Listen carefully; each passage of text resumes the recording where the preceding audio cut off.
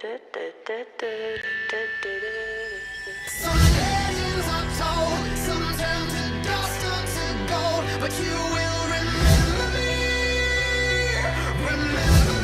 for centuries. Just one mistake is all it will take. We'll go down in history. Remember me for centuries.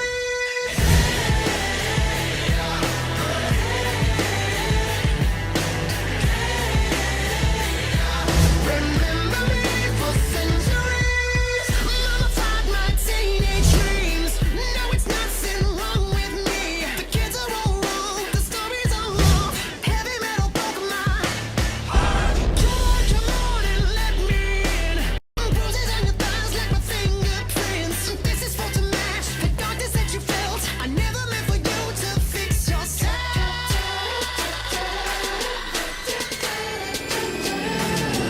Some legends are told, some turn to dust or to gold, but you will remember me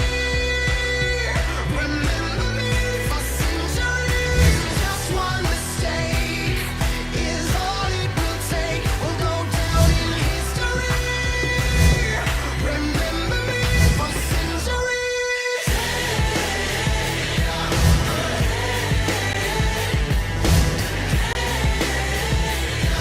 Remember me for centuries. At the turn of the 20th century, a young reporter, Napoleon Hill, was given an assignment to interview steel magnate Andrew Carnegie, a man who, despite being an immigrant born into poverty, had become one of the wealthiest people in history. During the fabled encounter, Carnegie asked Hill if he would be willing to dedicate his life to unearthing and documenting the secrets of the most successful people to ever live. Then to share this formula with the world, to give everyone the opportunity to fulfill their dreams and achieve anything they so desire. The young reporter accepted Carnegie's challenge and began a 25-year journey that would lead him to interview many extraordinary people.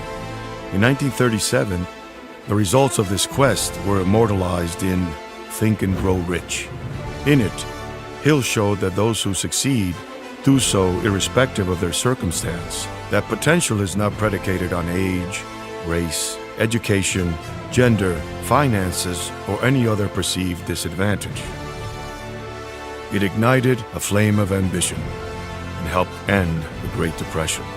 200 million copies and 80 years later, this book continues to inspire ordinary people to extraordinary achievement.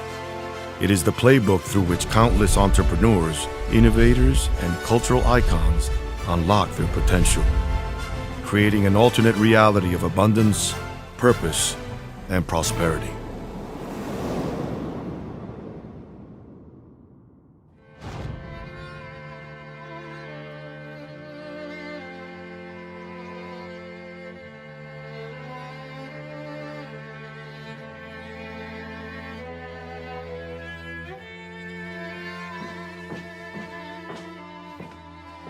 Thomas, why are you not in school?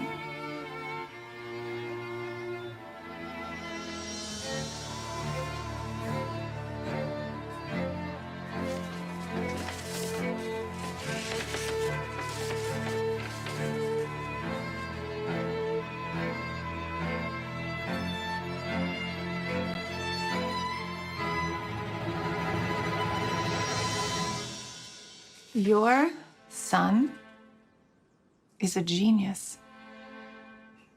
This school is too small for him and doesn't have enough good teachers for training him. Please teach him yourself.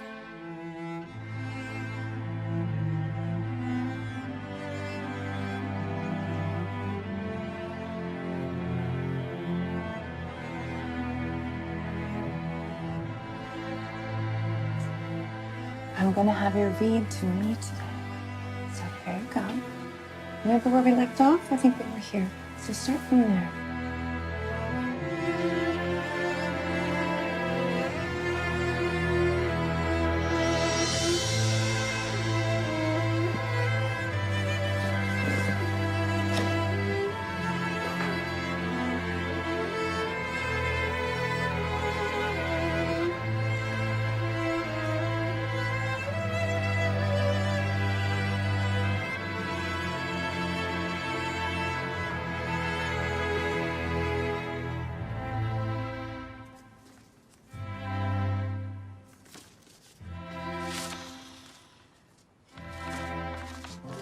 Thomas Edison, your son is adult. He is mentally slow and unable to think clearly. We won't let him come to school anymore. Sincerely, Headmaster John Swallow.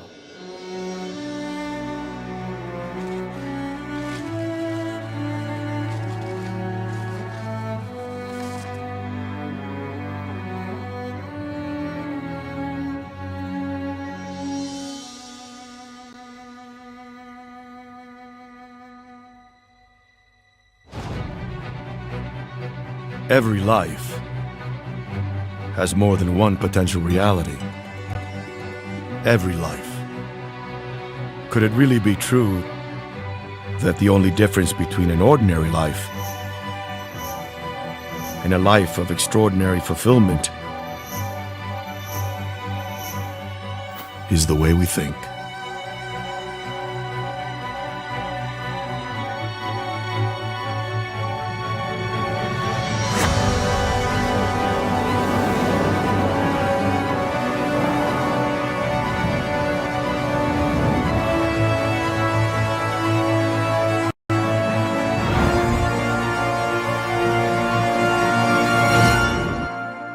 A lot of people relate riches just to money. Riches take in everything in our life. It takes in our health, our relationships, with ourselves, with other people, as well as our ability to earn money. Money by itself is just an idea. Life should be a rich experience. It should never be shallow. Most people live like minnows in the shallows. They got to get out into the deep, and that's what Hill's material is designed to do. The hardest thing to actually master is faith. Because faith is the piece that's going to give you the ability to continue through the highs and lows and not just achieve one single vision, but how to apply it to every aspect of your life. Because when you get to that level, you feel like you're manipulating reality. I don't think there was a point along the way of my career where I wasn't seeing myself in a movie of where I was going to be a year out, 2 years out, 3 years out, and I saw it like it existed. You have to not only picture it, but picture it in living color and in great detail. And then, of course, the book teaches you if you could imagine it, you can accomplish it. And I found that to be entirely true. If I could imagine it, I always got it. Think and Grow Rich is relevant because we are always going to have to rely, first and foremost, on our thoughts to be able to move anything in our world. So the concept itself is evergreen. It will last the ages. Every adversity carries a seed of a greater good. Because as a blind person myself, I realized, okay, I got me one big seed of adversity here, and I need to find a greater good, a compensating balance. Success is how you feel about yourself when you look in the mirror. It has nothing to do with what the reflection is. It's, are you contributing to society? Do you feel good about who you are and how you live your life? So if you lived a normal life, what is a normal life? 74, 77 years on Earth? Do the calculus. That only equates to 30,000 days on Earth. Time is not running out, but your life is. You've been chosen, place your fingerprints on life, and make a difference right now. That's what it means to be wealthy. It's about having freedom. Freedom to choose where you want to be, who you want to be with, what you want to do for a living, how hard you want to work, who you want in your life, who you want out of your life. It's freedom. Freedom to have your life exactly like you dreamt it to be and actually make it happen. That's rich. Rich is not just synonymous with money. Rich is synonymous with living. Life is about an expression of spirit. How can I be more artfully expressing who I am fully in a joyous way and accepting life as it comes to me without precondition? The difference is night and day. Once you become successful, once you live a rich life, financially and every other way, you'll wonder, why didn't I do this sooner? This is not a closed club. You can have all you want anytime you want. And it's just a matter of changing your life by simply changing your mind. So the question is never can we, the question is will we?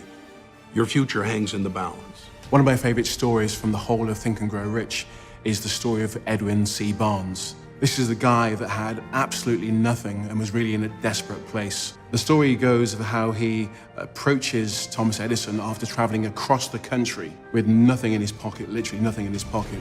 to go to the greatest inventor probably in history and say, I want to go into business with you.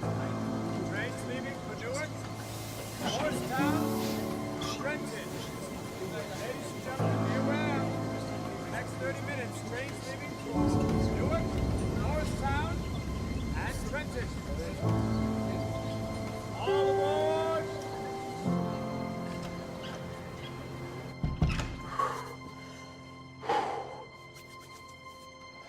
Mr. Edison. Mr. Edison.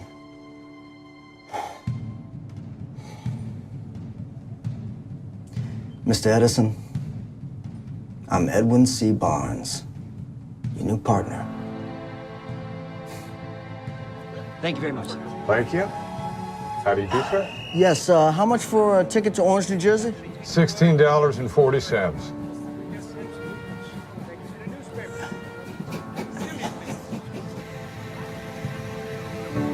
All aboard for Orange, New Jersey.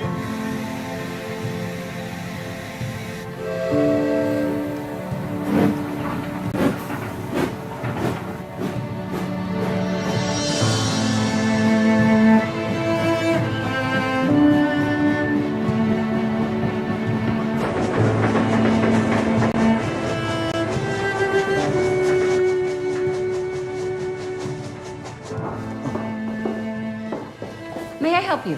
Yes, I'm here to meet with Mr. Edison. Do you have an appointment? No, but tell him that Mr. Edwin C. Barnes is here to meet with him and that I said he'll be very glad to have met me.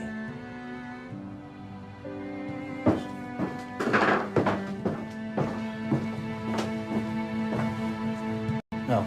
Tell them I don't care. We are not buckling. Do whatever you have to do.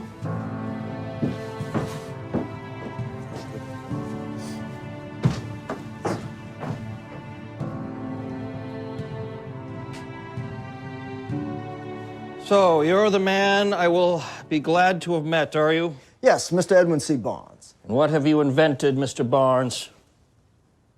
Nothing, Mr. Edison. You're not an inventor? No, sir, I'm a businessman. And your aim is? To be your partner in business, sir. You're not looking for a job? Sir, I will take whatever job you have to offer, but my ultimate goal is to be in partnership with Mr. Thomas A. Edison. You seem pretty sure of yourself for a man who hasn't invented anything. I have something far more powerful. And what might that be? I am not interested in anything other than this one goal, and I will do whatever it takes to get it. You know, I turn away 100 men every week. I am not at all surprised. And most of them have invented some darn contraption or other. Electric chicken plucker, a automatic pen refiller. That one cost me a shirt. And you stand here with nothing. Oh, sir, desire's not nothing. I guess not. I have vision. I believe it will come true one day, and I will stick by that, however long and hard the path. I've learned over the years that when a man desires a thing so deeply that he's willing to sacrifice his entire future on a single turn of the wheel just to get it, you should never bet against that man. So where should I start working my way up?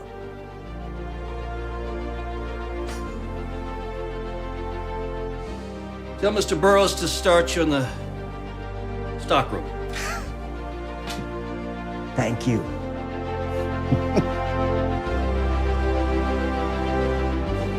No. Demand. No. No market. No. It is not how much it costs, gentlemen. It's how much time and manpower is saved by this dictating machine.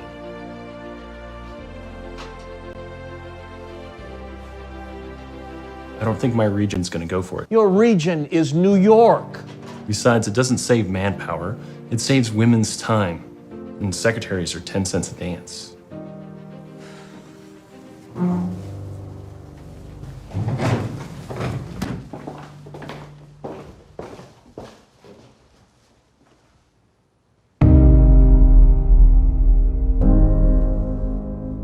I believe I can sell you a dictating machine, Mr. Edison. In New York? Every city in America.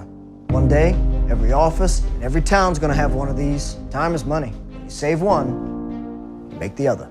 Even women's time? No such thing. Time's time. What's this? Plans. To sell your invention. There's a marketing plan.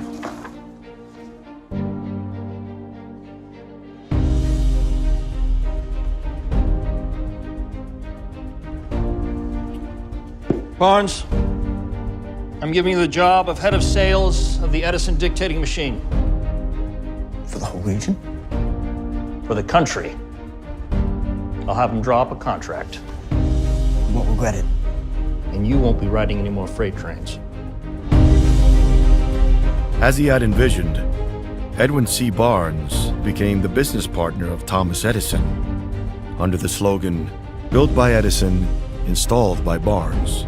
Their partnership lasted more than 30 years and made Edwin C. Barnes a very rich man.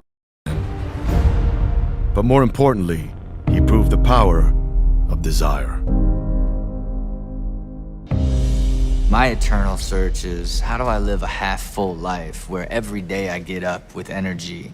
And the only way to ultimately do that is to calibrate all aspects of your life and create a life plan from love to business to security. You have to build that if you want to achieve that. And what I would consider true wealth is getting up every day and looking at the world half full. A few years ago, I was in my office. It was around 9:30 in the evening. And I was shuffling bits of paper and wondering, who am I going to go and see for a bit of business to earn some fees to pay those bills? And the office security guard came in the building to lock up. And he just said to me, no, time to lock up. And I said, just give me 10 more minutes, 10 more minutes. And then he walked away and I just stood up and went to the filing cabinet and looked at a few files. Who could I call for a bit of business? And he came back again and I said, well, just give me 2 more minutes.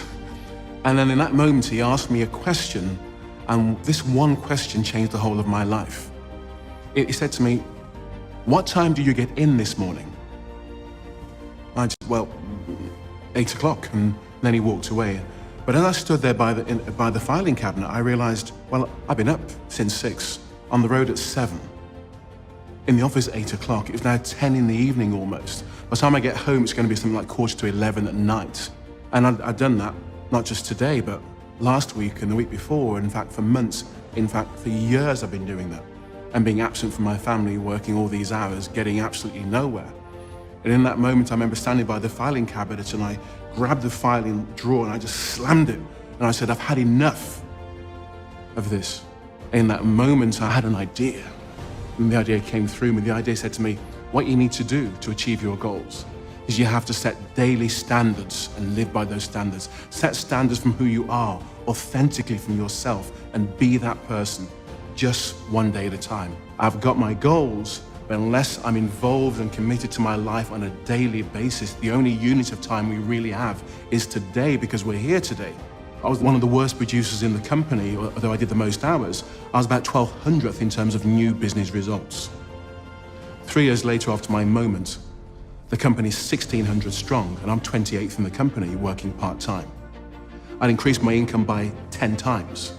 Working less than half the time that I used to. But my real riches came in my relationships with my wife, my children. I became a better son. I became a better brother, a better friend to all those around me, and I grew rich in relationships and in love. Well, I've been rich and I've been poor. Rich is a lot better, but rich means I don't have to change my time for someone else's money. I can do anything I want because I think it's good and pure and powerful and honorable and significant. I get to do what I want to do. So whether it's feeding people in Haiti or sending 500 kids to college or creating a nice lifestyle for myself and those people I care about, being rich is living life the way you feel you should be and having the wherewithal to do it. The Henry Ford story totally blew me away, and I was able to read it and immediately act on it. I was great at certain things in my business, which I knew what they were, imagination. I was great at marketing. I was great at recruiting, all the outside things, but I wasn't any good at all at reading numbers or understanding finance. When I read that Henry Ford story, I immediately went out and I hired Esther Kaplan, my opposite, as my business partner. She could do financial statements, get the money from the bank, create the systems, do personnel management, all the stuff that I wasn't good at, she was great at. And if not for that story, I don't think I would have seen the light that you can always hire the attributes in the next guy that you don't have yourself and build an empire on their know-how versus your know-how. And that made me really, not only smarter, but set me free.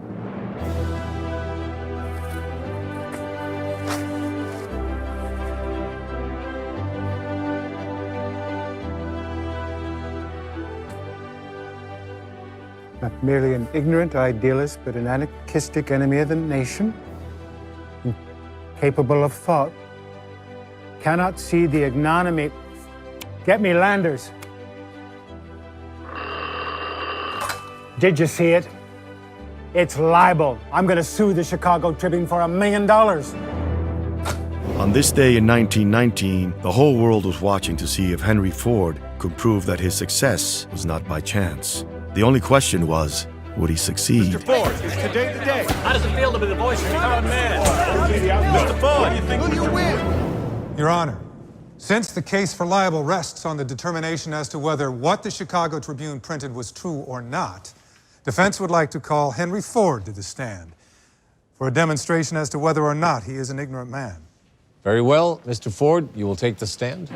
I can't believe it's getting up there. I heard on the radio last night. It basically is going to be done in maybe a few minutes. Do you solemnly swear to tell the truth, the whole truth, and nothing but the truth? I do. Mr. Ford, I'm going to ask you a few simple questions to determine whether or not you're an ignorant man. How much schooling do you have? I went to grammar school to the age of 16 when I quit to become a mechanic in a machine shop. That turned out to be a considerably more useful education for the work I would become famous for. Can you tell me how many soldiers the British sent to America to put down the rebellion of 1776? I don't know the exact amount, but I heard it was considerably larger than ever went back. Who was Secretary of State under James Madison? I myself was not alive in 1811. And even if I was, I don't see how that particular tidbit would help me run my business. How many people in this courtroom know the answer Your Honor, to that I question? object. The witness is not permitted to question the public. Nobody? Doesn't surprise me.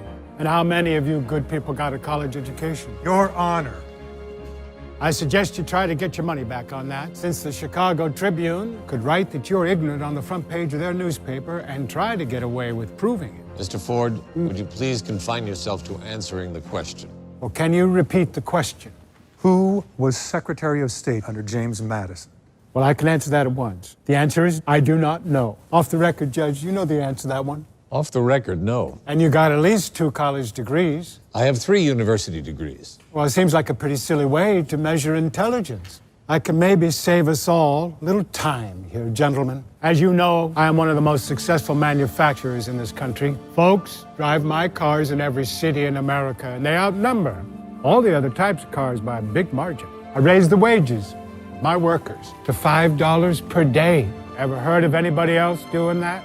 If I don't choose to clutter up my brain with general facts and tidbits of historical knowledge, well, I don't have to. As I have a row of electric buttons on my desk, I can push any one and have at my elbow an expert in every branch of knowledge who are on my payroll. Does that sound ignorant to you? The witness is trying to take over this trial again, Your Honor. I move that he be found in contempt of this court. Motion denied, Mr. Jensen. I think we're about finished here. I am almost finished here, Judge. I want to ask one last question. Do you think an ignorant hick tripped in a junkyard and accidentally invented the internal combustion engine-powered automobile?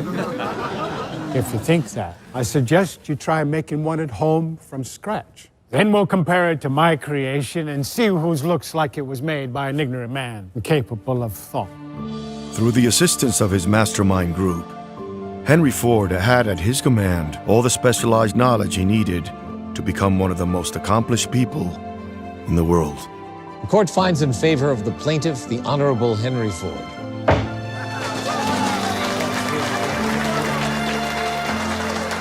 I drive one of your automobiles myself, Mr. Ford. Damn fine piece of machinery.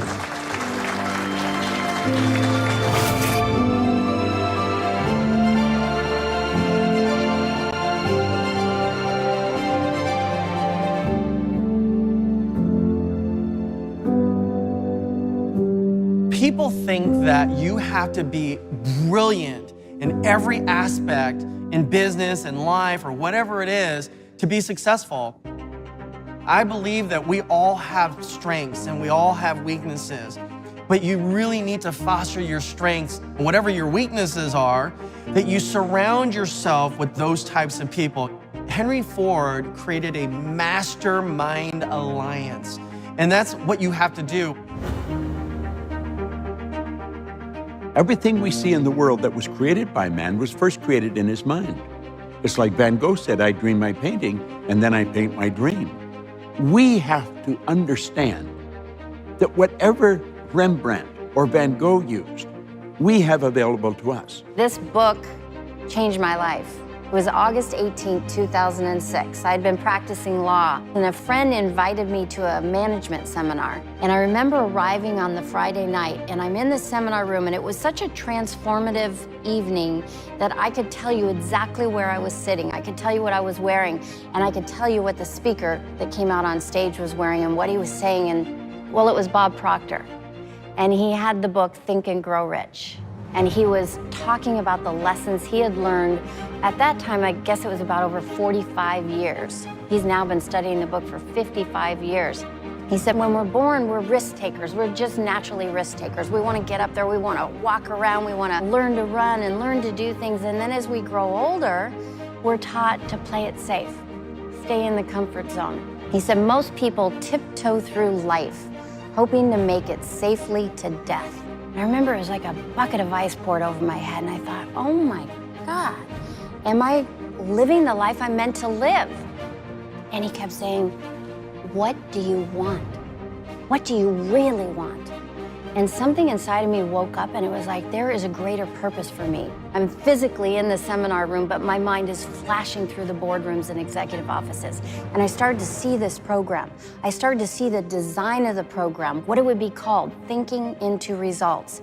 I could see it on a Fortune 50 executives bookshelf, and I could see the executives coming up to me and saying what a big impact it had on their life and their family's life and their entire company and community. And I remember walking out of the seminar room on the Sunday evening, and I said, I don't know how, but I'm going to do this.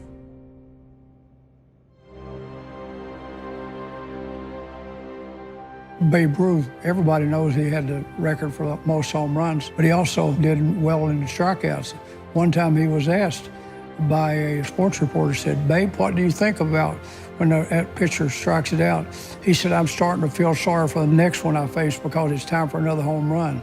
So he didn't concentrate on the strikeouts because often he'd strike out several times in one game. But he also, a lot of games, he hit a home run with somebody on base and won the ball game. So only the success is what counts. But we can lose focus by counting on where we didn't succeed and not enjoy and progress on what's been successful for us. When I first saw the book Think and Grow Rich, it reminded me when I told my mom at 16, I'm gonna get rich. The mentality that really makes the difference is action. It's not intelligence, it's not connections, it is action. I've never thought I was limited to this, the cranium or 5'8", or a body. He was really confronting the spiritual being, not the physical body. Thought is not a physical thing, it's out here, right? I've just been lucky enough since the age of 25 to be interested in my personal development and getting rid of limited thinking so I could have and create and move toward abundance and prosperity and freedom, real freedom. You're free if you create freedom for yourself. And that first starts with the ability to think freely. So people always ask me, is there a way to change a negative thought to a positive thought? And the answer is no. You're out of luck. You can't do that. The only way you can change a negative thought is with a positive affirmation, when you say your goals out loud. So the moment I have a negative thought, I say my goals out loud, and then the negative thought goes away. Mary Kim Titla, who is the National Executive Director of United National Indian Tribal Youth, she and I have worked together with Native youth now for 20 years. And a few years ago, she said, would you come and speak to my son Bear's 8th grade football team? Because they're getting killed, they're getting demoralized. They lost 48-0 yesterday, they lost 38-0 last week, 28-10 the week before, it keeps getting worse. I said, sure, and I drove down, it's about an hour and a half. It's literally the land of Geronimo. That's where he's from. And I simply said to them, you know, you're in 8th grade, but I'm gonna tell you something that will help you the rest of your lives that is just as important and just as true for you as it is for NFL players, which is the only thing you have to do right now is to use all of your focus and bring all of your passion. It may sound simple. That's all you have to do for the next 2 hours, because there's so many players that have more speed, more talent, more physical ability that never make it in the NFL because they never learned that. For the next 2 hours, I challenge you to do that. In the first 11 plays, and I have witnesses to this, they scored 3 touchdowns. They won the rest of their games. Mary Kim told me they didn't lose another game. And then 3 months later, she calls me up and she says, 16 of those 22 young people are on the basketball team, and they just finished the regular season undefeated. Now, that wasn't my power. It was simply helping them see the power they had. Well, my story starts as a young man. At age 17, my biggest ambition was to be an All-American football player and then go into the NFL and hopefully play for the beloved Dallas Cowboys. And the coaches and the scouts and the people that monitor those sorts of things kind of assured me I had the size and speed to do that. And I thought my future was set. Then one day, during a routine physical to go play another season of football, I was diagnosed with the condition that would cause me to lose my sight.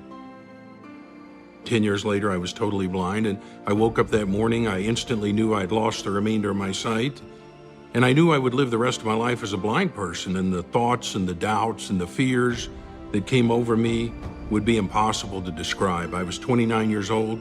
I had never met a blind person. I didn't have a clue what I was going to do with the rest of my life. So the only plan I could come up with involved moving into this little 9 by 12 foot room in the back of my house. And in my little room, I had my radio and my telephone and my tape recorder. And I really fully intended to never leave that room again. The thought of traveling millions of miles and talking to millions of people, or writing 30 books and having 6 of them made into movies, or doing speeches, or running a television network with over 1,000 stations, or doing this movie project would have seemed as foreign to me as going to the moon. So I sat in my little 9 by 12 foot self-imposed prison, and I never thought I would leave that room again. And I sat there broke and despondent and depressed and suicidal. I thought of that. I remember they brought me a white cane, and they said, "Jim, this will never be away from your side. You'll never have a job. People won't like you. Women won't want to hang around with you. Men won't put up with you. You're never going to make money. You'll need to get on relief or welfare. And this cane will never be more than a few feet away from you until you die." And I sat that cane on one side of my chair. And on the other side of my chair were tapes that people had given me of Think and Grow Rich and other great books. And I realized there's not much I can do sitting in this little room, broke and scared. I can't even get out of this little room, but I can think. And the whole world changed because I changed my life when I changed my mind, sitting in that little room. Because on one side was the white cane, and on the other side was a voice telling me pure, powerful, positive possibility. And I realized somebody's lying to me. And I figured I'd rather die believing in possibility than live believing that we're all here to be poor.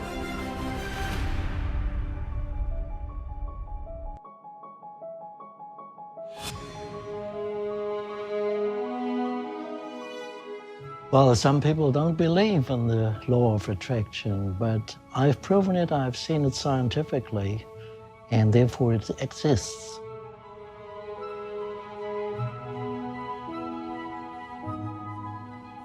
Some people ask me, as a scientist, can thoughts really change the world? Can they really create things?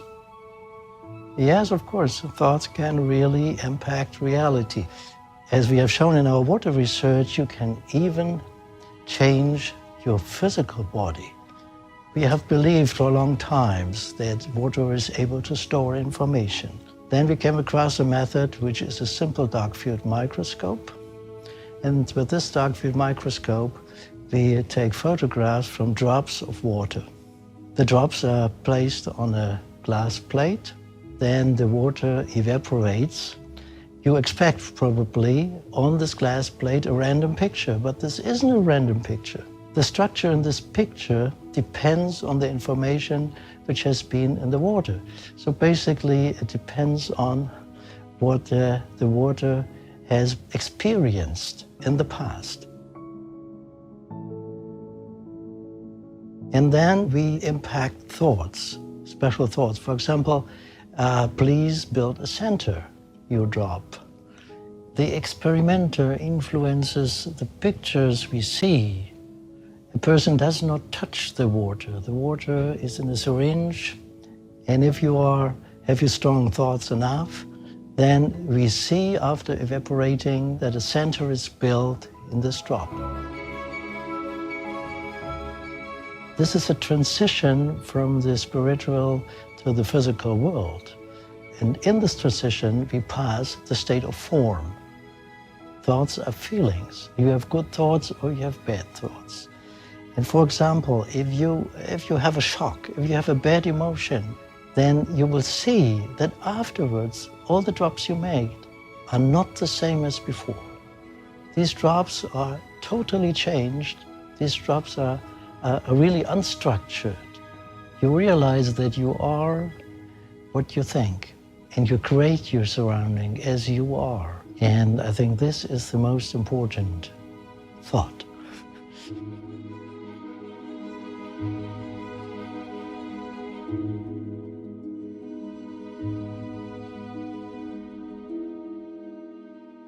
The power of thought can be so strong and have such an impact that you don't even realize what your thoughts might do to you or to others. It was sometime in the late 80s, I was living in La Jolla. It was during a very severe drought in California. I had heard on the radio that the reservoirs were so low that there was no drinking water for animals who would visit these reservoirs, and animals were dying, and I thought, well, this sounds like a good cause. So we thought we'd make t-shirts and bumper stickers, because back then you didn't have social media and other ways to promote things. It was very old school. And we wanted to have this name called Think Rain.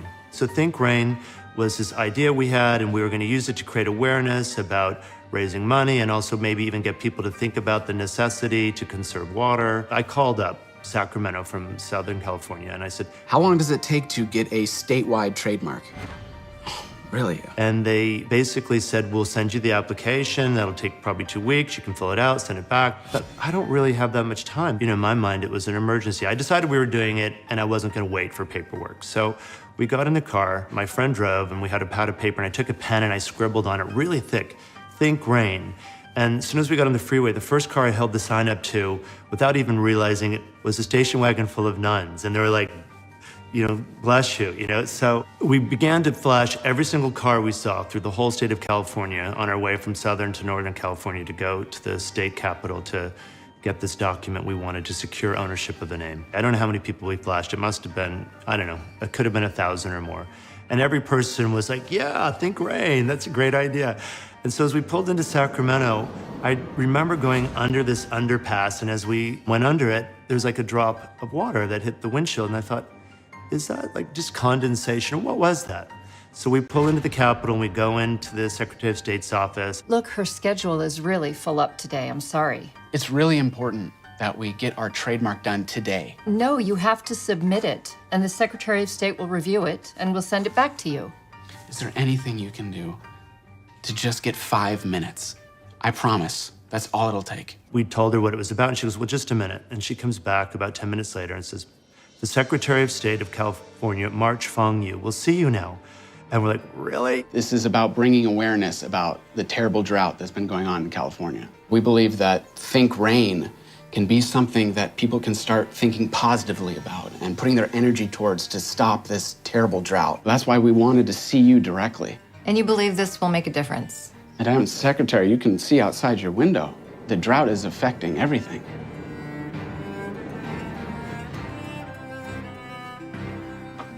Emma, can you bring the stamp in, please?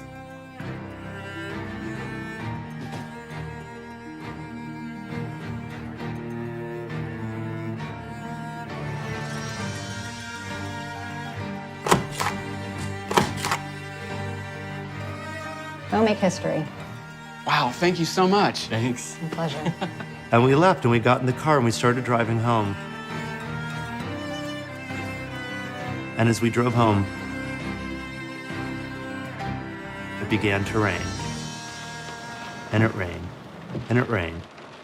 And that drought was over. We never made a single bumper sticker. We never made a single t-shirt because there was no reason to.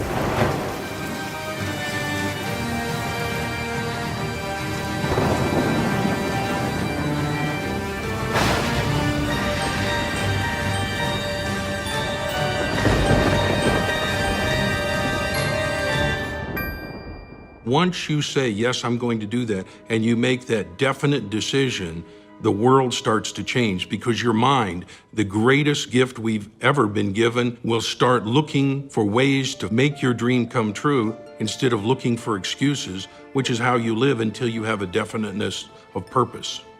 I grew up in Ohio, blue-collar family, one of 6 kids. My father was a bartender, and he had a desire to own his own business. I started working for my father when I was 11 years old because I was number 4 of 6, and I had to pay for my own schooling, my own clothes, my own shoes. He was successful as an entrepreneur, but by the time I got to number 4, children-wise, there wasn't a lot of money to go around. So I bought the book, Think and Grow Rich. And wow, did that give me a jolt of lightning. It was unbelievable. Here I was, very motivated, but I didn't know what to do, and I didn't know how to do it. And so now, after reading Think and Grow Rich, I decided I want to own my own business. And so I started a driveway sealing business. I was 15 years old. I was knocking on doors, driving my bicycle up to the house. I was a little embarrassed that I had to ride my bicycle to do the pitch for the driveway sealing. Just because I wanted to do it didn't mean I was going to be successful. I've read Think and Grow Rich dozens and dozens of times, and I remember reading it again because I wanted to see, how do I get even more motivated? It was a game changer for me. It opened my eyes, motivated me to really have my own way, to do my own things. This was the beginning of my entrepreneurial days. I'm controlling my own destiny, being my own boss, living the principles of Napoleon Hill's Think and Grow Rich.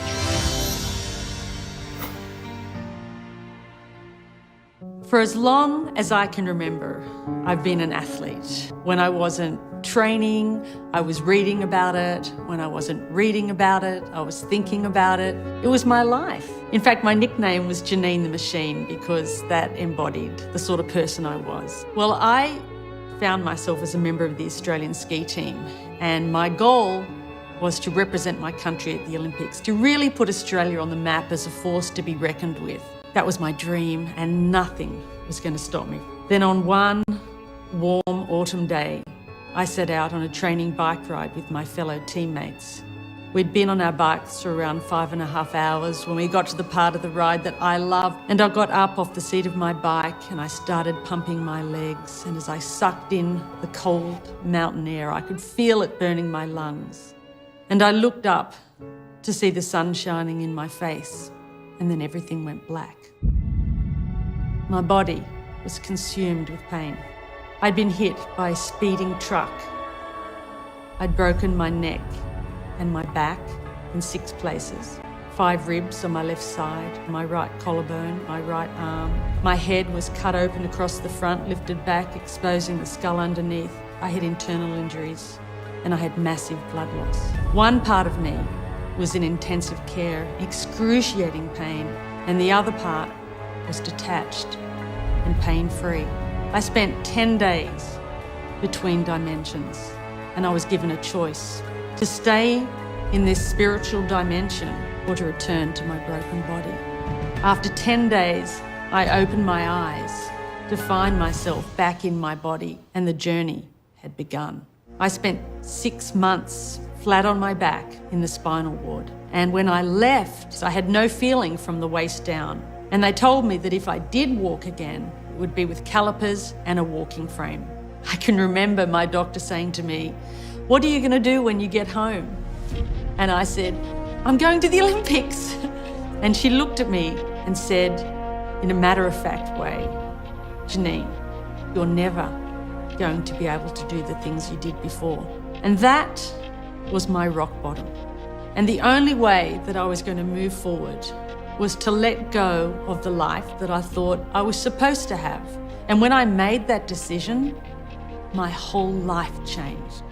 I realized that even with my broken body, Janine the Machine was still alive.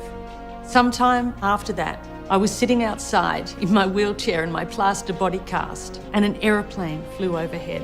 And I looked up and I thought to myself, okay, if I can't walk, then maybe I can fly. That moment changed my life. In my plaster body cast and a pair of baggy overalls that my mother bought me, my friend and my mother drove me out to the local airport and they lifted me into a light aircraft for the first time. Everybody thought I was crazy. And I remember sitting in the cockpit and wondering how on earth would I ever be able to do this? But I had a dream. And the instructor that was next to me took off and allowed me to fly that day with my hands. And I thought to myself, I can do this.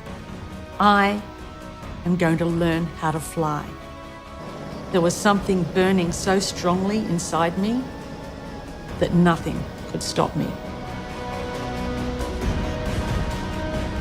A burning desire is an inner candle, an inner flame that can never be extinguished. And no matter what may go before you, come hell or high water, you are going to bet your existence on this burning desire.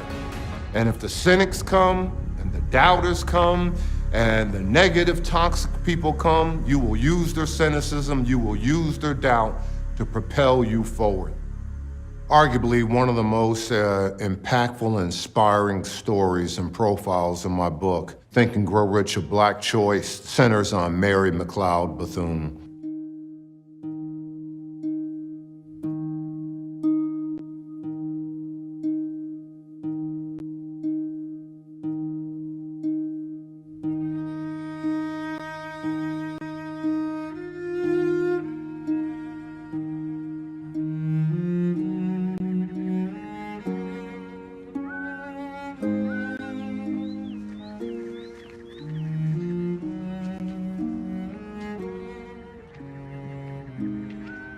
Hello. Are you here for school? Yes, What's your name? Mary McLeod. Can I help you carry them books? Those books. Those books. Yes. Thank you, Mary. Why are you so early? It's 5 miles, and I didn't know how long it would take to walk over here. You walked 5 miles by yourself. How old are you, Mary? 11. I run most of the way. Why did you come by yourself? Don't you have brothers and sisters? I have 2 younger brothers, but they too small to come. And 14 big brothers and sisters, but they too busy with work and such. But when you teaches me how to read, I can teach all of them how to read too. True. Miss Mary McLeod, you ran 5 miles before breakfast, and you are the 15th of 17 children. Yes, and this is your desk.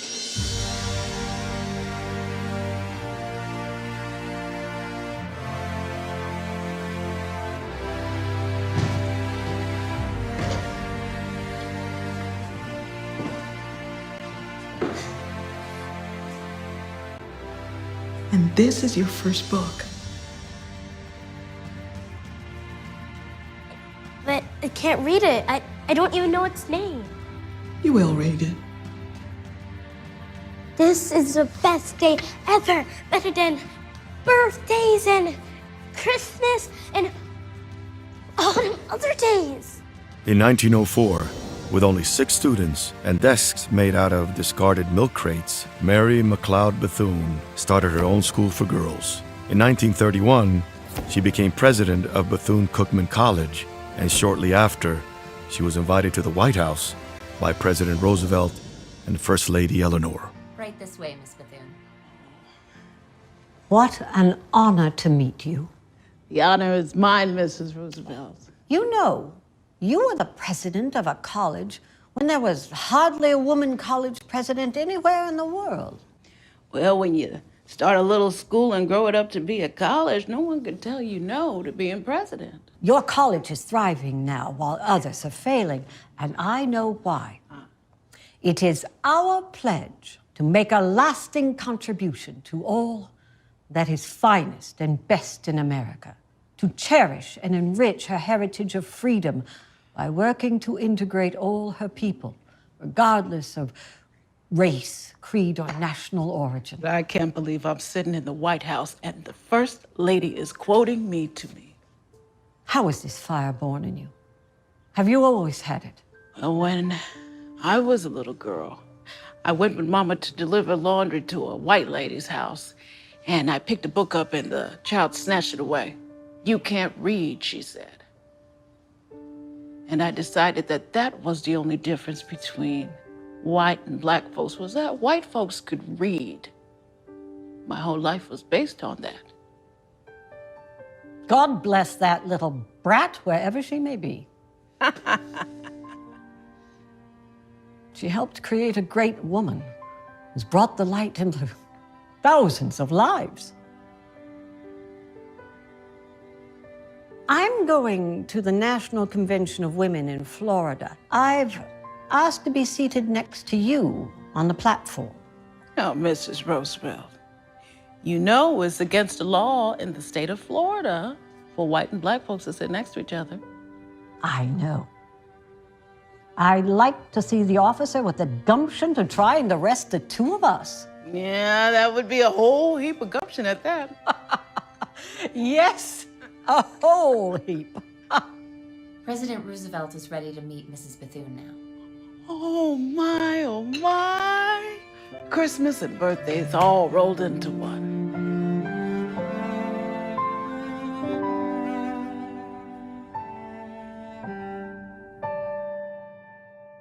She started where she was, and she wasn't going to be deterred. Now, when you look at Bethune-Cookman College, they have close to 20,000 notable alumni across the country, and it all started because here is a woman who refused to let go of her dreams. The toughest thing to understand is, what do you want to master? And the earlier you can decide that, the better off you will ever be, because that means you're only going to get better and better and better with time. So I look back on my journey, and I received a lot of great advice. But the best advice that I would give would be, if you want to be, do. I love that piece of advice because it's simple, it's direct, it's to the point, and it's why I'm a success. I wanted to be a podcaster, so I had to do podcasting. If you want to be a writer, you have to write. If you want to be in music, you have to sing. I mean, it's just that simple. And people try to complicate things. They try to put all these barriers and struggles in front of them. The reality is, if you want to be something, just wake up and do that thing. Put in those 10,000 hours. Now that I've interviewed over 1,400 entrepreneurs, I'm getting pretty close to my 10,000 hours. But if I look back at hour 10, I was really, really bad. If I look back at hour 100, I was okay. If I look back at hour 1,000, I was getting good. And that's the process. So if you want to be X, do X. It's really that simple of a process. Dreams are the spark plugs of the spirit. Imagination enables you to really think, imagine, decide on what you'd like to do with your life. You know, Napoleon Hill said that everything begins as a piece of energy. Everything around you right now, in your life, you've created. So change what's up here, and you'll change what's out there in the world.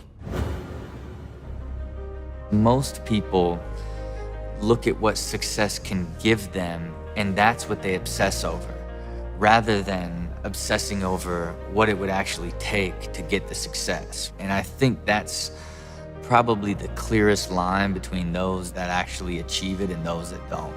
Probably the biggest obstacle that any individual has to overcome is mindset. You know, the words, the pictures, and images going through our mind at any given time. There are two people that we find over the course of our life. Number one, the individual who sees exactly what he or she wants.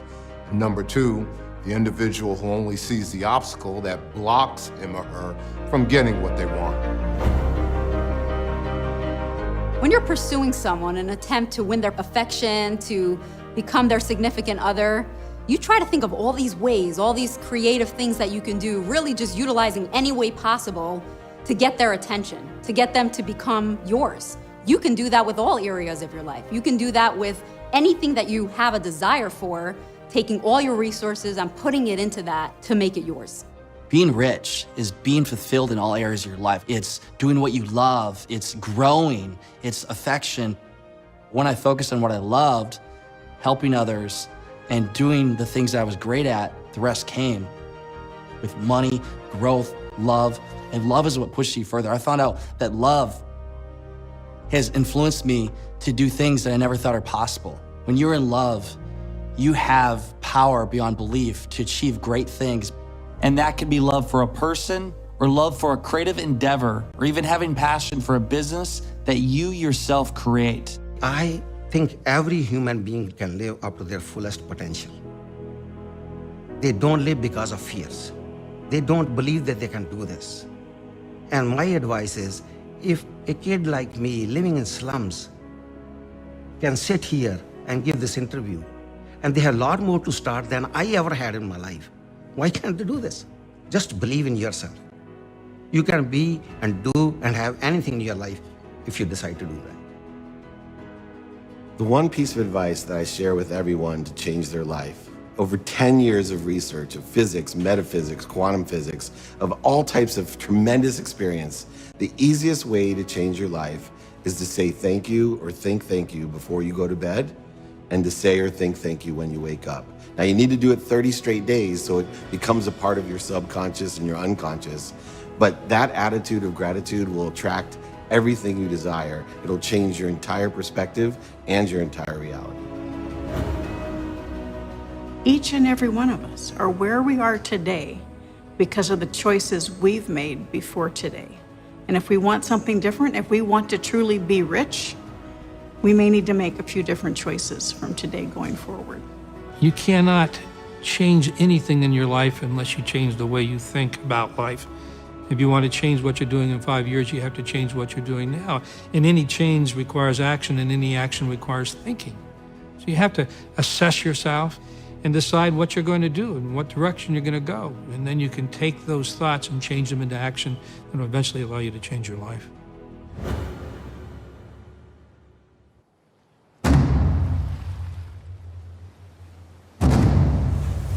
There is a legend of an ancient commander. He ordered his men ashore, leaving only one single sentry aboard each of his ships. His soldiers were about to face an army that far outnumbered his own. But the commander knew that fear itself was the greater enemy. It was his belief in their courage that inspired him to act, that inspired him to remove even the possibility of retreat. My men have courage in their hearts. Victory lies within them. How can I unleash it?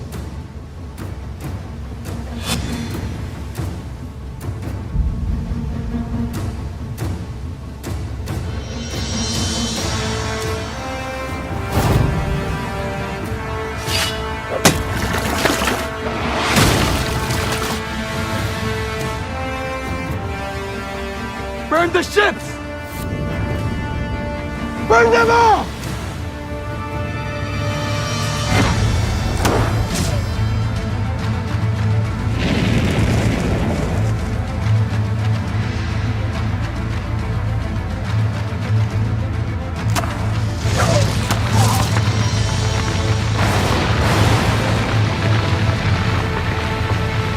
There is no retreat!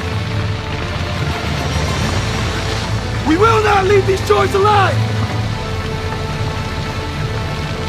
Unless we win! We either triumph or we perish!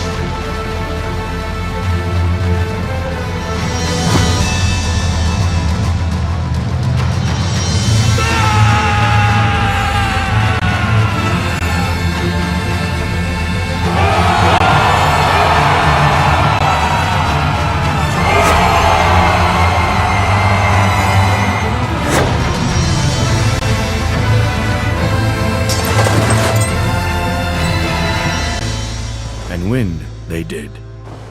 Each person who wins in an undertaking must be willing to burn their ships and remove any chance of retreat. This is essential to succeed. When you read this book, Think and Grow Rich, it really hits you hard when you think about the story of burning the ships. There is no other option. There's no backup plan for this. It's either do or die. And that's exactly what my parents did.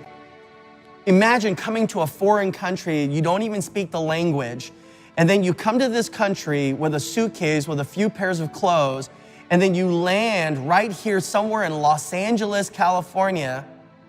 Most people don't even understand the sacrifice. They leave everything behind, and we would sit there and ask our parents why they work so hard, why they work 2, 3 jobs, they're always on call. You know, they had pagers, and some of the millennial this day and age don't even know what pagers are. Now, I remember my mother always saying to me that we did not come to this country to screw up this opportunity.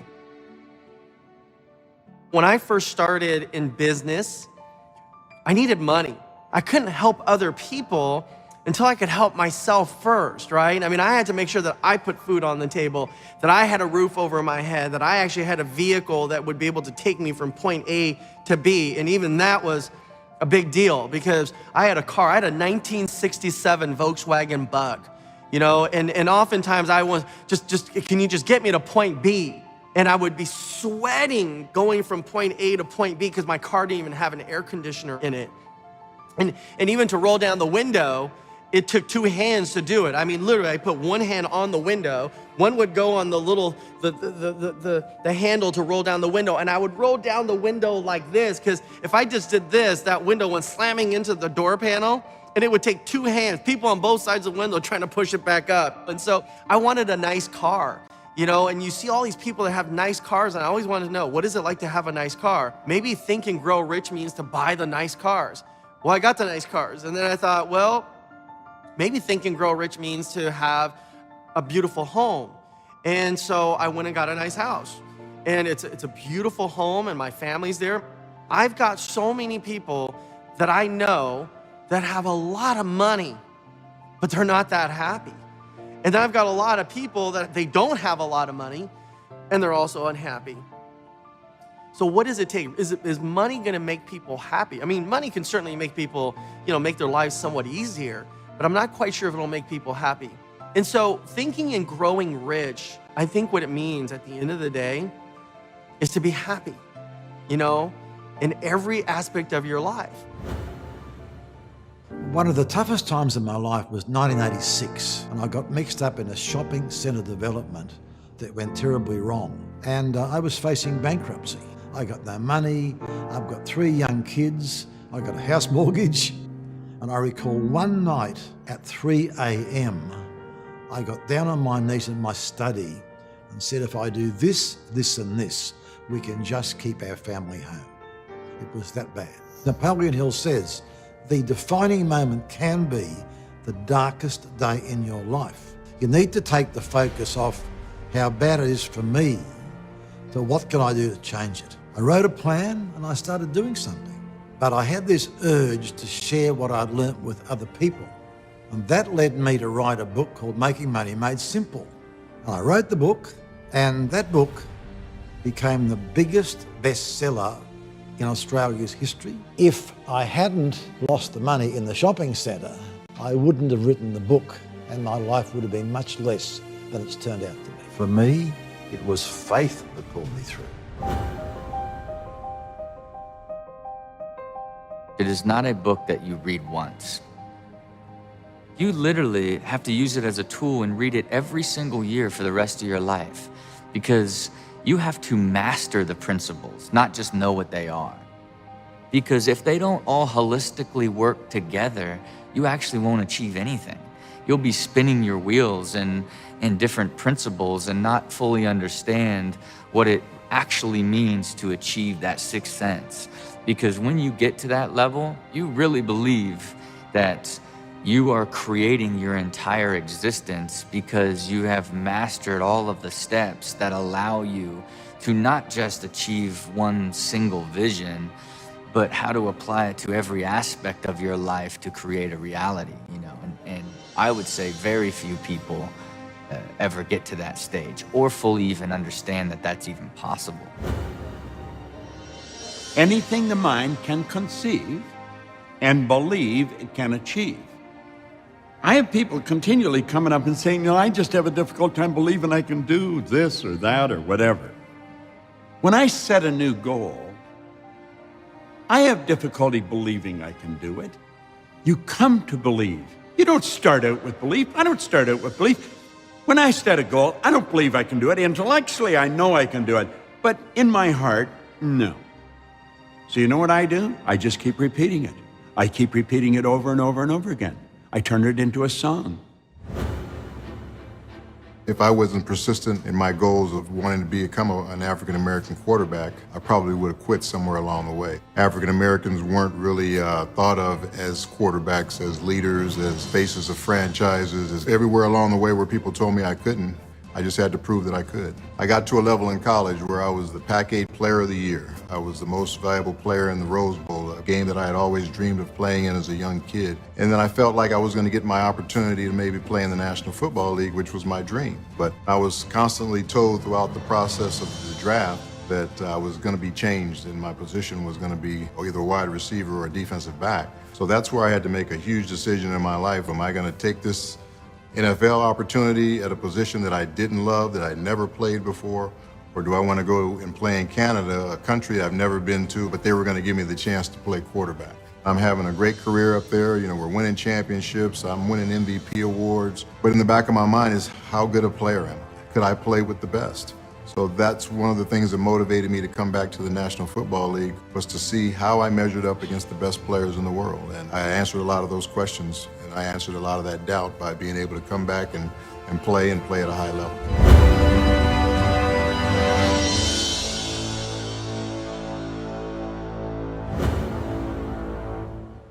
There is one quality which one must possess to win, and that is definiteness of purpose, the knowledge of what one wants, and a burning desire to possess it. This world we live in requires practical dreamers who will put their dreams into action. The real leaders of the world have always been people who harness the unseen forces of unborn opportunity and have converted those impulses of thought into skyscrapers, cities, factories, airplanes, automobiles, and every form of convenience that makes life interesting.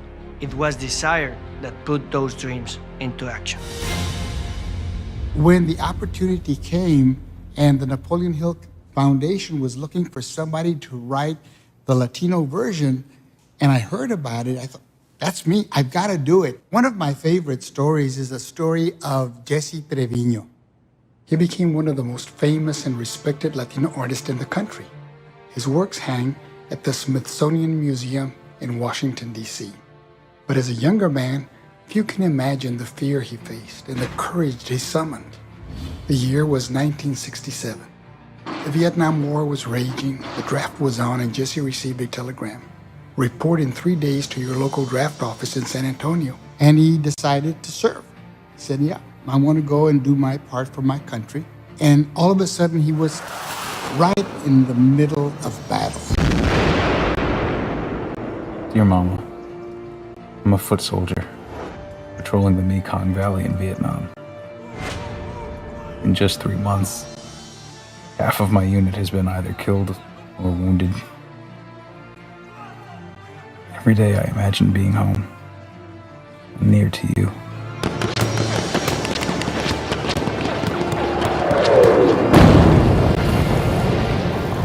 So much pain in a place that is so beautiful.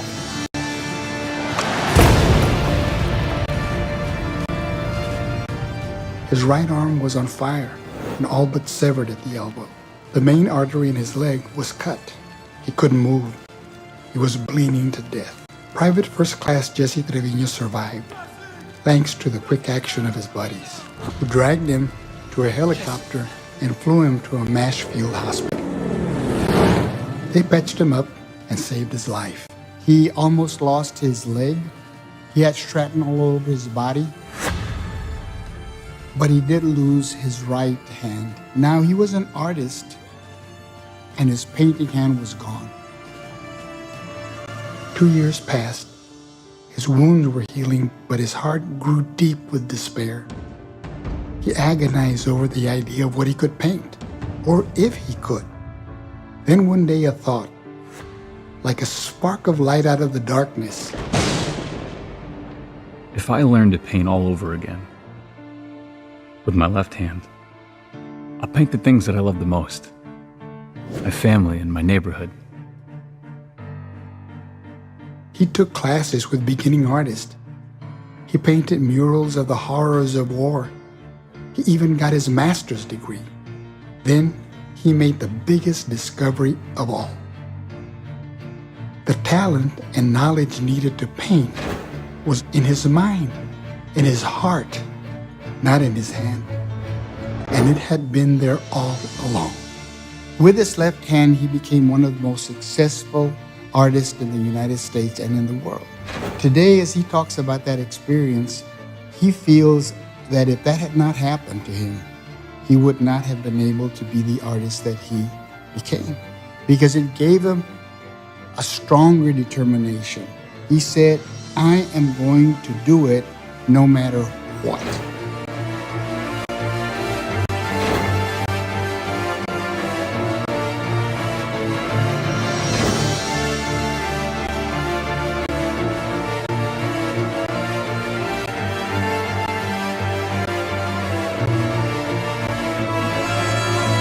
A lot of people set out with a great desire to accomplish what they want, but they get tripped up along the way, tripped up by obstacles. So I think every hugely successful person I've met has extreme desire.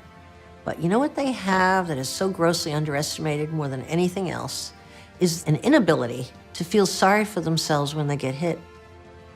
They certainly feel the pain like everybody else, but they're very good at getting back up fast without feeling sorry for themselves. And I have found that to be my number one trait. But it's the inability to feel sorry for yourself that explains an enormous amount of success in life, personal, business, whatever your goal is. I was only 11 when my father died, and I was the eldest of 5 children, so I had to overcome it. He never treated me like a regular girl. He never stopped me from doing anything. I remember that some of my friends would say, "Don't do that, only boys can do that." My father never stopped me from doing anything. The legacy I wanted to leave behind is the continuation of what my father gave me, the belief that there are no boundaries to what you want to achieve in life. You see, a seed was planted in my mind before my father passed away. His encouragement and belief in me is like the water, and the harvest is the legacy I'm leaving behind. You set your mind into something, you focus on it, you make it happen. If you want to inspire the world, follow your dreams. If you don't want to inspire people, don't follow your dreams. It's so valuable and important to chase those dreams. Whether you actually achieve them or not is irrelevant. It's the pursuit of you going after what you were born to do is what inspires other people. And it inspires yourself more than anything else in that pursuit. The Marconi story to me was inspiring because oftentimes people thought I was crazy too. Hearing Marconi's story was like, maybe I'm not the one that didn't belong. Maybe I actually might be exceptional.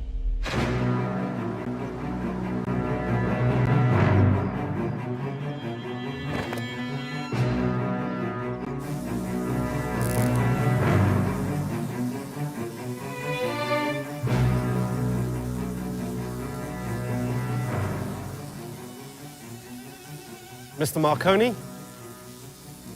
Sir? Yes, I'm busy at the moment. Mr. Marconi, we respectfully request that you come with us, sir. I couldn't possibly. I'm right in the middle of... We have papers that give us the authority to take you... Papers? Are you from the government? No, we're... From the military? Ministry of Defense? No, sir. Thank God for that. We're from the hospital. What hospital? St. Albans. There must be a misunderstanding. Isn't that a mental asylum? Yes, sir. If you would just come quietly, I'm sure we can straighten this out later. On whose authority?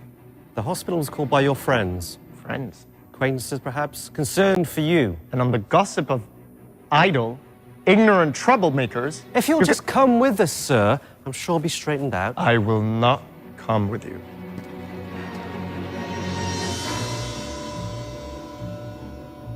This is insane. As you say, sir. We have a straitjacket in the carriage. But we don't want to be forced to use it. It's for your own good, sir. I'm sure.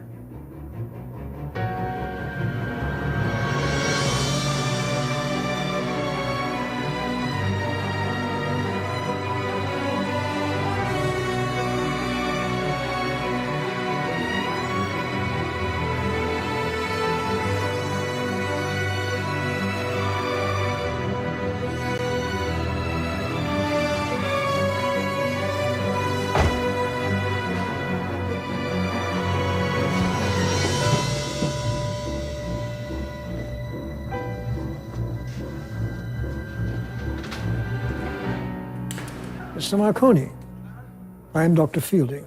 Finally, an intelligent person, hopefully. Do you know why you are here? I assumed I said too much at a dinner party after a glass or two of champagne, talked about things people don't understand. Your friends are concerned about you, and I must say, so am I. Friends? You claim to be able to send and receive human voices through the air. Yes. Well, you obviously don't realize it, but this is the textbook definition of schizophrenia.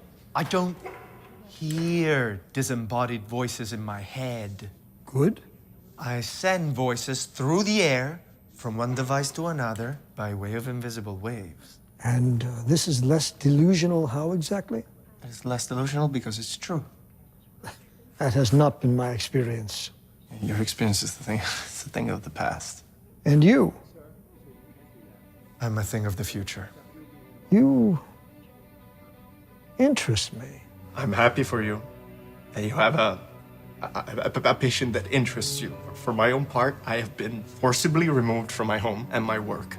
I've been stripped of my clothes, given an ice bath, dressed in prison pajamas, and my only crime was to be a little too smart for the smart set in London. Now, if allowed to return to my workshop, I can demonstrate these things, preferably in my own clothes.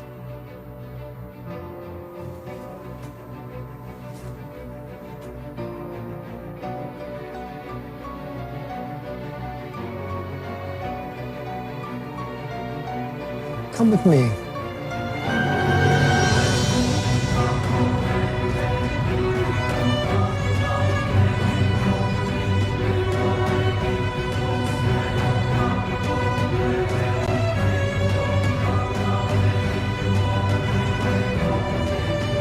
"13 years later, Guglielmo Marconi won the Nobel Prize in Physics in 1909 at the age of 34.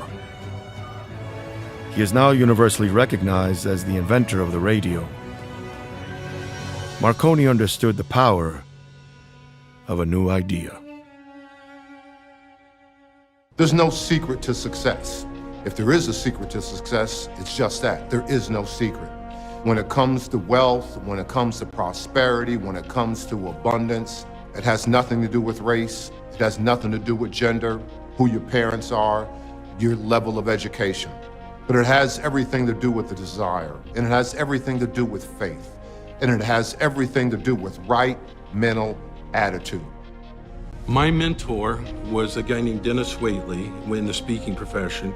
Dennis wrote the foreword to my very first book, and I was on a speaking tour with he and Dr. Robert Schuller, and they twisted my arm into writing my first book. And I always had that cane folded up in my suitcase when I traveled. I never used it, but that white cane, I kept it, and then Dennis Waitley, 40 years later, on his 80th birthday, came to an event I was doing in San Diego. I brought him up on stage and I gave it to him, and on his 80th birthday, he was going to climb Mount Kilimanjaro.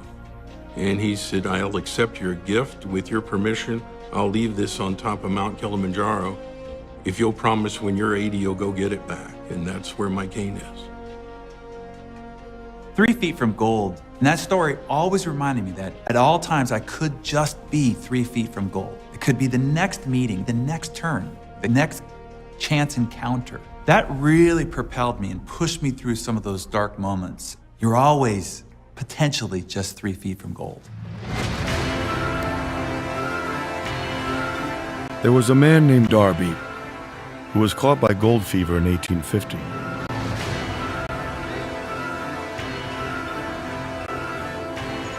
He staked a claim and went to work.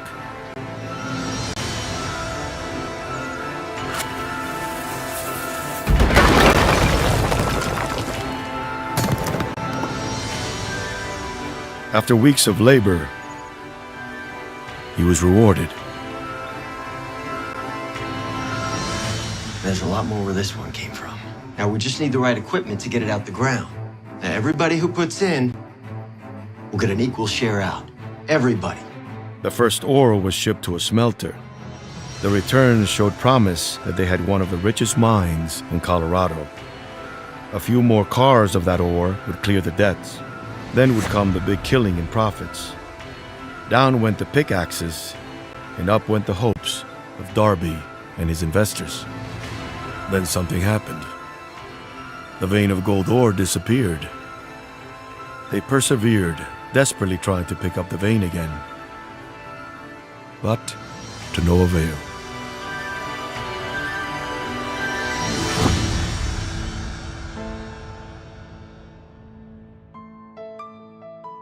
Had a good run, I guess. And then it ran clean out. Nothing but rock. Spent all we had in this equipment. Maybe somebody else could use it. I reckon I can find a buyer. I'll give you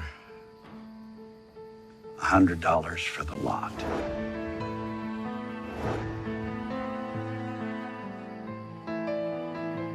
Okay.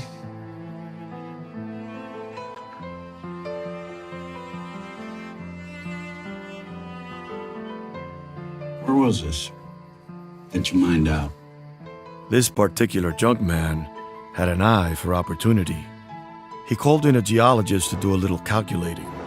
By my reckoning, this mine failed because that fella Darby was not familiar with fault lines. When the earth shifts, the vein can jut over a few feet. A few. 3, maybe 4, 5 feet at the most.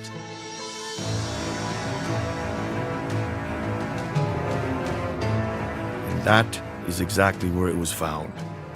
The junkman took millions of dollars in ore from the mine because he knew enough to seek expert advice when encountering an unexpected obstacle. He struck gold just 3 feet from where Darby gave up.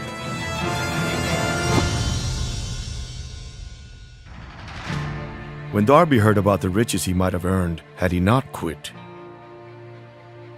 he made the most powerful decision of his life. He promised himself to never quit again in his new line of work. As an insurance provider, he became one of a small group of fewer than 50 people who sold more than $1 million in life insurance annually. He recouped his losses and paid all his family and neighbors back the money they had invested. He also discovered that desire itself can be transmuted into gold.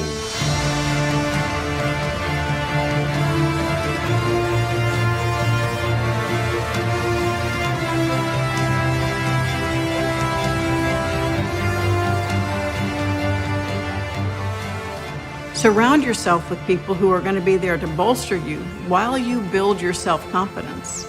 Have people on your team who are strong where you are weak. Have people on your team who want to support you, have been where you want to go, mentors that will open the door for you. That power of association is so strong. Everyone's still searching for that sense of power. And the first and most powerful way, literally, to do that is help someone else. And Napoleon Hill's vision is that happiness is absolutely created, not through riches, even though it's in the title, and it's confused a lot of people. The richness is in giving happiness to other people, giving that sense of power to them that they can influence others. And by influencing others, simply by making them feel valuable, important, unique. Now they've reaffirmed their own purpose, and now they realize their power was always there in the first place. You are the defiant human spirit. And when you connect with that, you defy the things that hold you back from being all that you can be.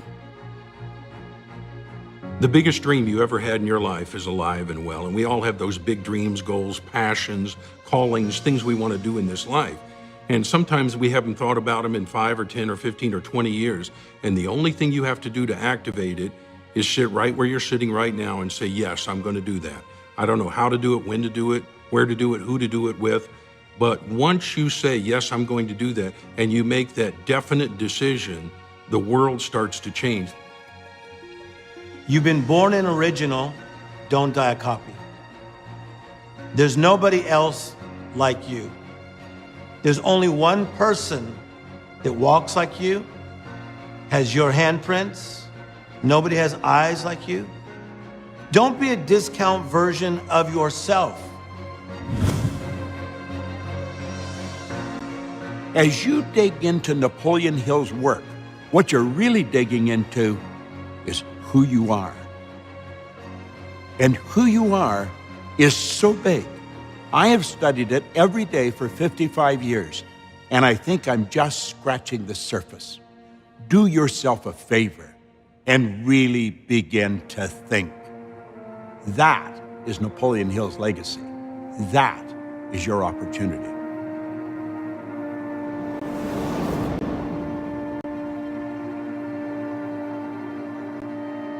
Cherish your visions and your dreams, as they are the children of your soul, the blueprints of your ultimate achievements.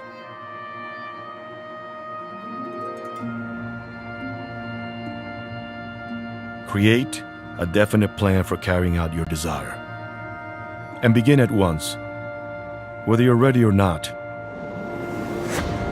to put this plan into action.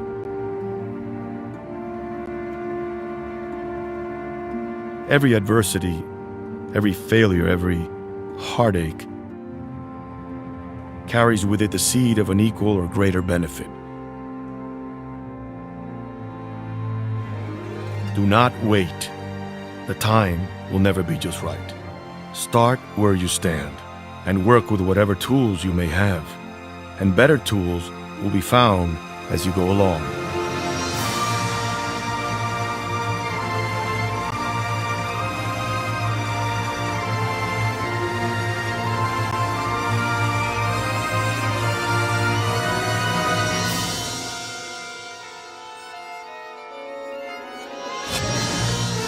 Desire is the starting point of all achievement. Not a hope, not a wish, but a keen, pulsating desire, which transcends everything.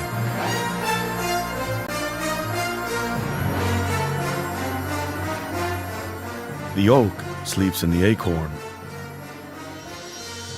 The bird waits in the egg. And in the highest vision of your soul, a waking angel stirs. Dreams are the seedlings of reality.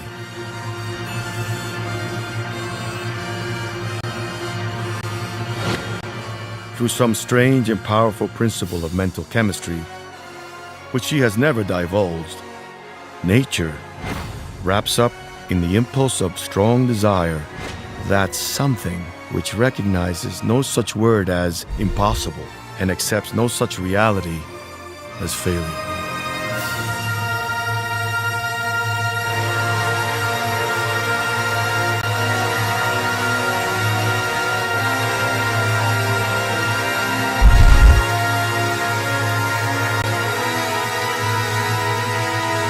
Whatever the mind can conceive and believe, it can achieve.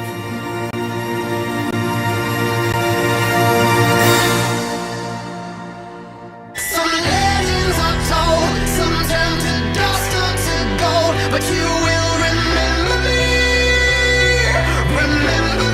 for centuries. Just one mistake is all it will take. We'll go down in history. Remember me for centuries.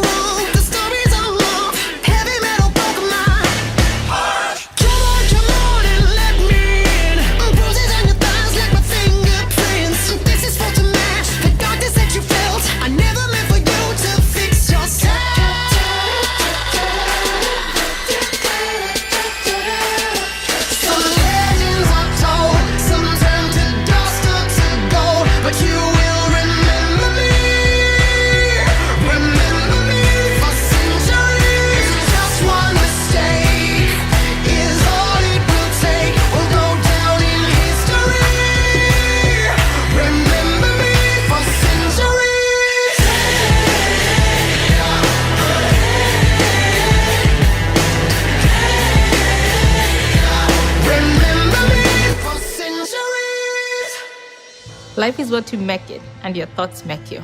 So whatever you think about and the desires that you have in your heart, if you believe it, you can get it. For anybody that's actually looking to change themselves or their condition, whatever it is, that using the principles that Napoleon has written out for us as this blueprint, you can take these, implement them within your lives, and it's personal achievement at its finest, at its most basic element. And these things, if you just apply them to your lives, just a little series of daily disciplines, you'll have a dramatic impact over all aspects of your life. For me, I always felt like I could do anything after I read the book. If I wanted it, put my mind to it, desired it enough, I could grow whatever I wanted. I took the chances because I had faith, and the faith that comes from the book that says, if you believe it, you can do it. Make your own choices. Doesn't matter if they're good or bad. Let's just learn from them. And that's how you're gonna create yourself. That's how you're gonna mold your life. That's gonna be your life. You purposely decide what you want the contents of your mind to be, then you program in those thoughts. Now, your thoughts are still going to control you. You are still going to habitually act and react and think and feel and conduct yourself because of your thoughts. But you've put yourself in front of the process because now you have designed the contents of the thinking that will now automatically guide you. These things become habitual, and a person really can get to the point where 95% of the time they are actually thinking positive, and they're speaking positive, and they are acting as if they really expect and believe what they think is going to come about is going to come about. Napoleon Hill says that conduct yourself as if that what you want, is you already have it. Well, that's a very basic metaphysical principle and one of the most powerful. Act as if. I started studying the subconscious mind and realized that it worked like an autopilot. For example, if you have a plane that's going from Stockholm to LA, and as soon as it has left the ground, the pilot can switch on the autopilot. As it goes a little bit out of course, the autopilot sets it back to the normal intended course. The same way our subconscious mind works, and that was a defining moment, realizing that I had an inner autopilot taking me places I didn't want to go. And through auto-suggestion in Think and Grow Rich, I got the tools to actually make a change. Follow your dreams. Put up some goals. What do you want in life? What is your passion? Do whatever you want, not what your friends want. Just feel the power of living your dream, and you can do whatever you want in your life. It's your dream. Step out of your comfort zone, do something that you don't think you can do, whether it's finishing a marathon, making $1 million, getting the guy, getting the girl, making the team. Don't be afraid to do it, because just once in your life you need to go out and try something that you just don't think you're able to do. And even if you don't make it happen, you're never the same. That the person you become when you push and actually try to do that, it just changes your life forever. And it's worth it. Just do it. Get out there and try it.